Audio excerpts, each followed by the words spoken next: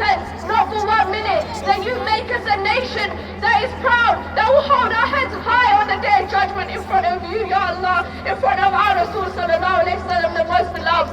Long live Palestine! Long live Palestine! Long live Palestine! Long live Palestine! Long live Palestine! Long live Palestine! Make some noise for Sister Azma there!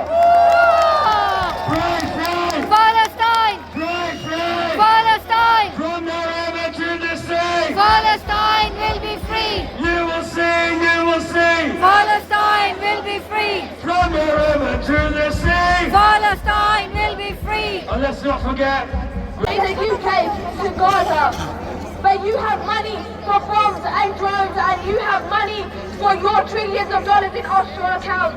We have found candidates that represent us, that represent the people, from Andrew Weinstein in Holborn to Dr. Yvonne Ridley on the borders of Scotland, and for George Galloway in Rochdale. And lastly, the last thing I want to say, the time for mere words is over. It's not time to speak truth to power. It's time to bring truth to power. And I will end this with a prayer. 181 days of genocide.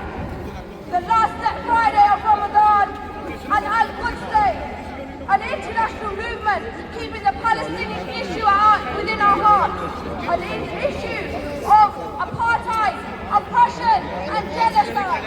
For the last 75 years, this issue has been with the Muslims, but now it has spread from every corner to the world.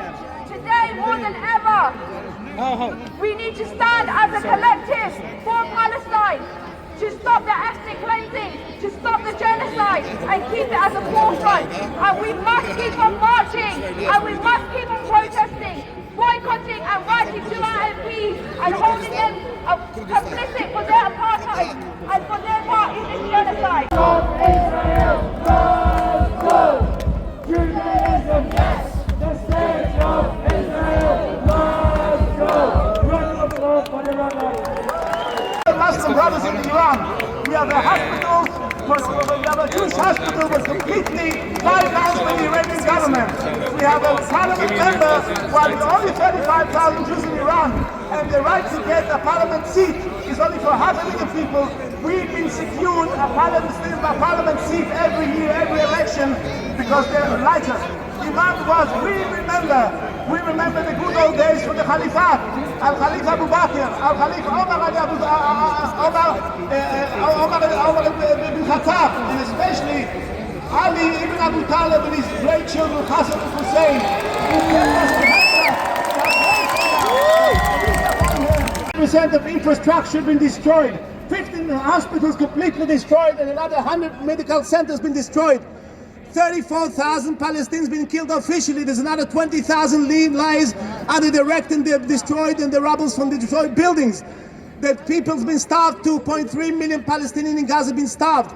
7,000 Palestinians been arrested both in West Bank while being by the embassy, which are calling relentlessly for ethnic cleansing in Palestine. But the problem is not only Gaza. The root of the problem is the ethnic cleansing in 48. While a million Palestinians have been expelled ruthlessly, Palestinians have been so friendly with us, well, they're like brotherhood with us. And that's why justice for Palestine, the right of return for the 6.5 million Palestinians who live abroad, we're demanding, and we're so happy to see the Iranian government, which are the greatest opponents of the Zionists. and can I just say, a nice, loud, warm welcome to the rabbis from New Jakarta. Zionism, no! State of Israel must go! Judaism must! Zionism, no! The state of Israel!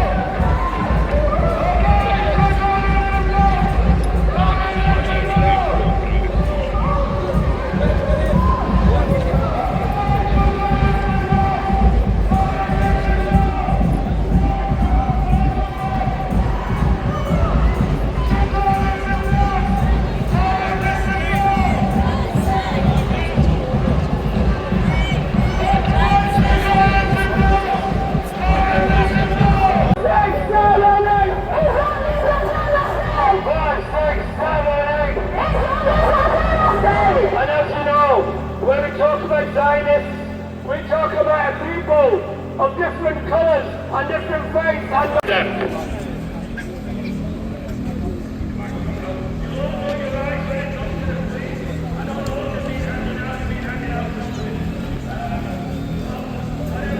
and the people in the yellow bibs, they know exactly what your rights are.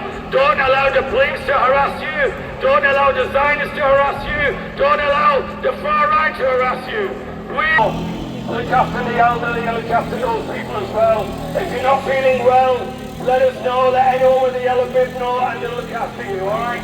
The main thing is we do not allow ourselves to get distracted. We must stand for justice. To be a human being, we must stand for truth.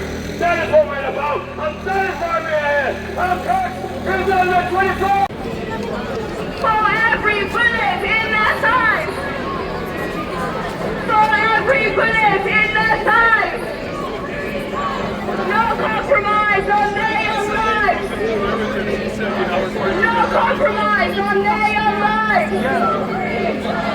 For every devoting sacrifice. No single arrest instead. We are a peaceful protest.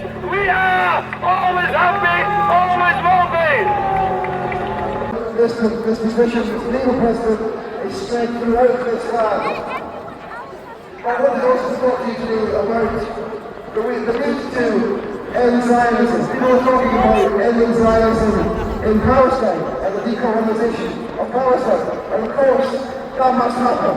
But we cannot decolonise Palestine efficiently and effectively until we remove its support mechanisms in this country. There are over 2,000 Zionist organizations in this country. Over 2,000. Every single one needs to be ended. But there are also Zionists in many other places. When we look around where we are just now, at the Cabinet Office, at Number 10, at the Foreign Office, at the Department of Health, at the Ministry of Defence, we find different departments in which Zionism is embedded. Coming out of Parliament, the only thing extreme is not us. It's not us calling from the river to the sea for Palestine to be free. How dare you call us extremists?